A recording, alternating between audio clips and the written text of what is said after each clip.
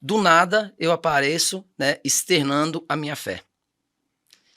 E não é que eu, de repente, não cresce, não tivesse uma crença em Deus, não acreditasse que ele fosse o Criador. Na verdade é que eu não tinha realmente fé nenhuma. Nenhuma? Nenhuma. Isso eu posso falar assim, garantir isso mesmo. Por quê? Mas eu acreditava em Deus, mas não tinha fé. Eu não achava, ou se tinha, não acreditava na minha fé. Então a minha história... Você acreditava na existência de Acreditava Deus? na existência e acreditava na fé da minha mãe, porque toda vez que eu precisava de alguma coisa, que apertava, era para ela que eu ligava. Olha, né? que coisa. Porque como a gente foi criado com ela, né, o tempo todo em casa, porque a minha mãe, ela sempre também foi crente, mas não era uma crente fervorosa. A minha mãe passou realmente, de fato, né, a ser uma crente depois que a gente começou a fazer sucesso.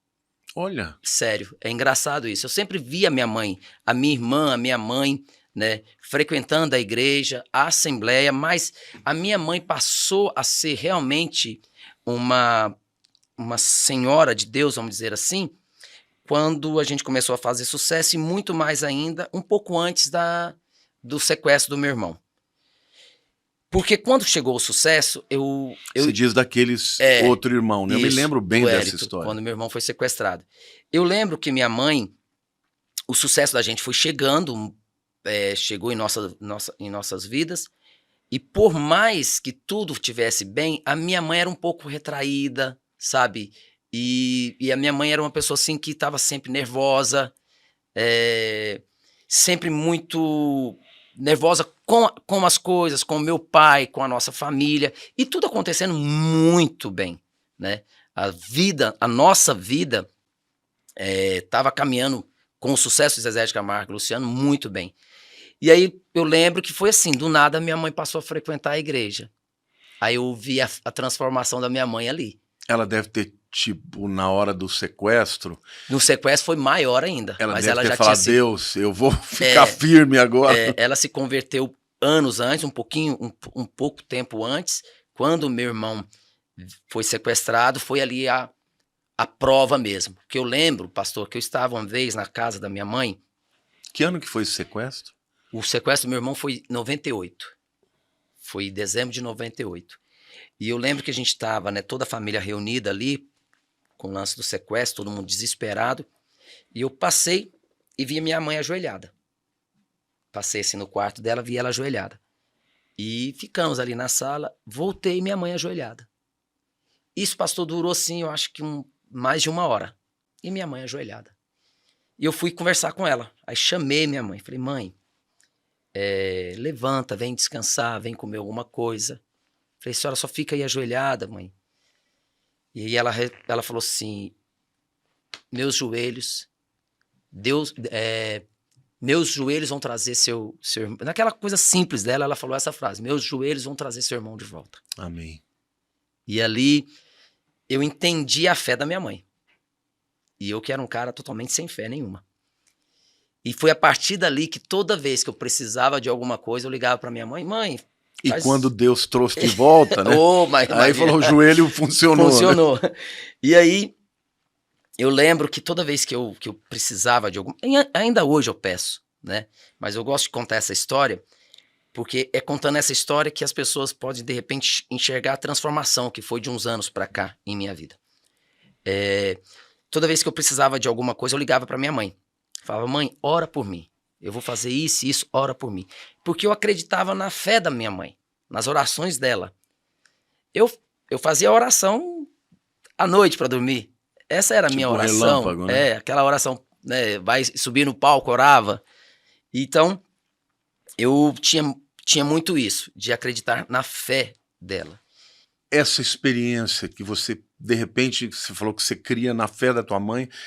O que aconteceu? Como foi? Foi uma pregação, uma música que você ouviu? O que mexeu com você a ponto de você falar, não, eu vou me entregar para ele? Eu fico até encabulado às vezes com isso, porque eu não sei de fato quando aconteceu, assim. Não, tem muita gente que o processo de conversão não é um dia, Não, o meu demorou, né? E eu ia para a igreja, achava tudo lindo, né? Cantava, eu ia para a igreja e cantava, eu não louvava. eu não louvava. Tivemos uma célula lá em casa, de mais de 2 anos, e eu participava, eu não me entregava. E aí, quando foi 5 anos atrás, eu estava na igreja, louvando, e eu fui assim, comecei a chorar muito, e falei, vida... Aí eu lembrei do pedido da minha mãe, que a minha mãe, há 20 anos atrás, estava eu, minha mãe, minha irmã Marlene e a Fal. E eu estava, a minha irmã, a gente estava louvando, eu estava cantando, na verdade, eu não estava louvando, porque eu lembro que a minha irmã começava a cantar, a louvar, e eu ficava fazendo terça para ela, segunda para ela, e a minha mãe chegou. Isso em 2000. A minha mãe chegou e a gente estava na fazenda, a minha mãe pegou e falou assim, filho, um dia você grava um CD só de hinos para sua mãe? Pastor, eu tenho certeza, naquele dia foi o filho falando, olha, eu vou fazer, mãe, pode deixar, um filho que quer agradar a mãe, né? Mas não, já estava... Já era Deus, Já né? era Deus que estava fazendo, porque até então não tinha... Eu tinha gravado um louvor com o Zezé, né? Que foi aquela música Vai Dar Tudo Certo, o louvor Vai Dar Tudo Certo, e logo em seguida a gente gravou Quem é Ele, que é uma composição do Zezé. É linda. E que é maravilhosa, eu falo que é um dos louvores mais lindos que eu já ouvi, que eu já cantei na vida. Mas naquele dia, e se eu tivesse, pastor, naquele momento, tivesse feito ali, tivesse realizado o sonho naquela época da minha mãe, teria sido o artista cantando. Hoje não, hoje eu tenho certeza, é o cristão que está cantando, é o cristão que está louvando. É o adorador, né? E eu amo adorar, eu amo adorar. A minha mulher fala assim, como a minha conversão realmente foi agora de pouco tempo, né? Porque agora se eu falo, eu vou orar, eu sei que eu estou orando, eu sei do poder da minha fé. Você tem consciência de que a tua conversão pode levar milhões de pessoas a ouvirem Jesus de uma maneira diferente? Porque, infelizmente, tem sempre aquele filtro do preconceito, né? Uhum. Mas, de repente, um artista como você, um cara de sucesso, o ídolo de muita gente, de repente começa a falar de Deus, começa a cantar para Deus.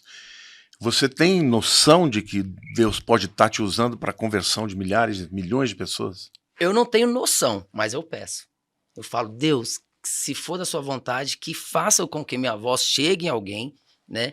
E que através da minha voz, se for isso, que te conheça da forma que eu tô te conhecendo, com essa verdade que eu tô te conhecendo. Porque eu conheci Deus há 18 anos atrás, né? Mas esse amor, essa paixão, né? Essa coisa do acreditar mesmo... É o primeiro amor, né? É o primeiro amor, a minha mulher fala isso. Eu estava conversando com ela e ela falou, não, ele está no primeiro amor. Eu falei, isso é maravilhoso. É maravilhoso. É maravilhoso. E foi assim, começou há 5 anos atrás, mas eu acho que o toque mesmo, assim, que o Espírito Santo veio e conversou comigo e bateu no meu ombro, falou, epa, vem aqui, foi há 2 anos atrás, em casa, sozinho. Ô, Luciano, e como que foi o gravar o disco, né? Não, o disco, desculpa, eu sou velho. Mas é disso. É o CD, né? Então, como foi? São 15 músicas, né? São 15 músicas. Como eu falei, o pedido veio há 20 anos atrás. E eu fui protelando, sempre protelando. A vontade passou a ser também minha, né? Vontade de gravar. Cada vez que eu ia para a igreja, que eu cantava, eu falava, nossa, que lindo. Até que um dia eu falei, não, vai ser esse ano. Saí pronto que ia gravar. Chamei meu produtor, não foi. Isso aconteceu há 5 anos atrás. Chamei, vamos reunir, comecei o processo de seleção de músicas. Não deu. Não sei porquê. Eu me envolvi muito com o Zezé de Camargo e Luciano naquele ano, com os problemas que teve na empresa. Acabou que nós não gravamos. Aí quando foi no ano da pandemia, no começo da pandemia, a gente não sabia também o que estava acontecendo, nem o que ia acontecer. A gente estava viajando, eu voltei de novo. Estava eu, minha irmã, minha mãe e minha mulher. Nós estávamos todos, nós reunidos, e veio na minha cabeça, vai ser esse ano. Aí eu chamei meu produtor, falei, agora nós vamos gravar. Não tinha pretensão nenhuma, pastor. A pretensão era fazer o quê? Gravar, soltar nas plataformas, não ia nem divulgar, nem nada. Quando faltava 15 dias para terminar a mixagem, eu chamei a minha assessora e contei para ela do sonho, né, que eu estava realizando, que eles todos sabiam, toda a minha equipe sabia, meus empresários sabiam que eu tinha vontade de fazer um álbum só de louvores. Mas naquele momento que eu falei para ela, as portas começaram a se abrir, né? 15 dias depois a música foi lançada, aí veio a imprensa que recebeu de uma maneira assim muito respeitosa. Que bacana, isso é muito legal, porque a nossa sensação é que às vezes vai ter um certo preconceito e não teve. Não teve, de parte alguma. Assim, não era a intenção pegar a música e mandar para as rádios. Todas as rádios quiseram tocar, né, tanto secular quanto rádio gospel. E aí eu entendi, quando eu vi a imprensa vindo me chamar para falar do meu projeto, e quando falavam comigo, eles queriam assim, eles não perguntavam de números, nenhum repórter perguntou de números para mim, de quanto eu gostaria de chegar de venda, de venda, nada. Mas vai arrebentar, né? Eles só perguntavam para mim sobre quando foi que eu decidi e como foi louvar. E a diferença entre louvar e cantar no show. Que pergunta interessante. Era isso que eles queriam saber, né? Todos os repórteres. E quando eu falava, não tinha como não explicar, né, que eu falo isso para todo mundo, que a diferença é que quando você está cantando uma música romântica, você busca algo externo para a emoção. Né? Por exemplo, você diz a plateia. Você está aqui cantando no palco, você vê uma pessoa ali se emocionando, você se emociona, né? Mas é uma emoção controlável. Você controla ela. Eu posso estar aqui cantando, vendo uma pessoa ali se emocionando, olho para uma situação engraçada, eu vou dar risada, né? Tô no estúdio, vendo a letra, eu tenho que concentrar na letra para buscar aquela emoção que o artista passa. Louvar, não. É uma porrada que a gente toma, que se você tentar segurar, é quando você mais cai. E vai indo, quando eu falo cair, é essa coisa da lágrima, da emoção. Eu sou conhecido como pastor chorão. Toda vez que eu falo de Jesus, eu choro muito. Me debulho também. Então, eles ficavam curiosos por isso, porque é um cantor, né? E teve cobertura romântica. Quando você cantou assim? Ou você está falando só de quando você foi apresentar na Globo? Não, no estúdio, né? Porque a minha experiência é só no estúdio mesmo, né? Eu nunca cantei para uma plateia, né? Ainda não fez um? Não.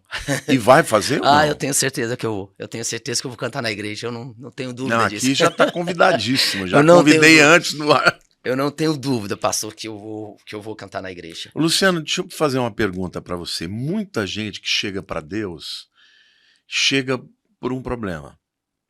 Eu já entrevistei pessoas aqui que quase perderam a perna, né? Uma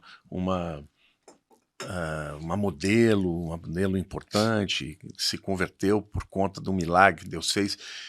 No teu caso, você está no auge, né? Você sempre esteve no auge, né? O Zezé de Camargo e Luciano nunca teve uma época que não esteve no auge, né? Sempre teve. E assim, é uma coisa de Deus mesmo, né? Porque uma pessoa chegar a Deus quando tudo vai bem é muito raro. Me fala um pouquinho disso. Então, eu tenho isso comigo assim. Você levar a vida com Deus é muito, muito, muito prazerosa. É, antes de tudo, um prazer absurdo. Mas é uma obrigação, né? Lógico. E o que eu falo? Eu tenho 1 milhão de vezes mais obrigação em andar com Cristo do que muitos outros. Porque muitos precisaram cair no buraco para enxergar Deus. Que lindo isso. Quer dizer, você é tão grato que você reconhece que você deve muito, né? Muito. Ele nunca me deixou cair. Ele não precisou me tirar do abismo, simplesmente ele não deixou eu chegar no abismo. Era o joelho da tua mãe. O joelho da minha mãe. Aí eu falo assim, pastor, vamos falar de números primeiro, né? Hoje o mundo tá dessa forma, quando você fala de artista, é números. Então vamos lá. Deus me deu a oportunidade de ser um dos maiores vendedores de disco do mundo. Do mundo? Do mundo. Eu tenho, junto com meu irmão, mais de 50 milhões de discos vendidos. Uau! 50 milhões. Milhões? De discos vendidos. toda a premiação que o senhor imaginar que um artista possa ter, eu tive. Eu tenho 4 Grammys, junto com meu irmão. Uau. Eu tenho um filme, E que é de música latina. nós temos música romântica, disputando com grandes nomes lá fora, música sertaneja, e música latina. 4 Grammys na nossa carreira. Eu já participei, eu já cantei em todas as casas de sucesso do Brasil. Tive todos os tipos de especiais. O maior especial da Rede Globo, o ano de 2019, foi o Amigos, a volta do Amigos. Que foi lindo, viu? Lindo. Lindo, muito bonito ver. Vocês são amigos mesmo, né? Muito, muito amigos. E aí, pastor, agora vamos falar isso todas as glórias materiais que Deus me deu. Que eu tô contando aqui, coloquei pouquíssimas. Porque senão a gente vai passar horas aqui falando. Agora vamos falar dos bens que Deus me deu pessoal. Minha família, a mulher que eu tenho, pastor. A mulher que, de fato, edifica o nosso lar. Que lindo. Minhas filhas. Isso é a sua maior riqueza. Então. Porque isso é eterno, né? Então eu não tenho como dimensionar o que Deus já fez na minha vida.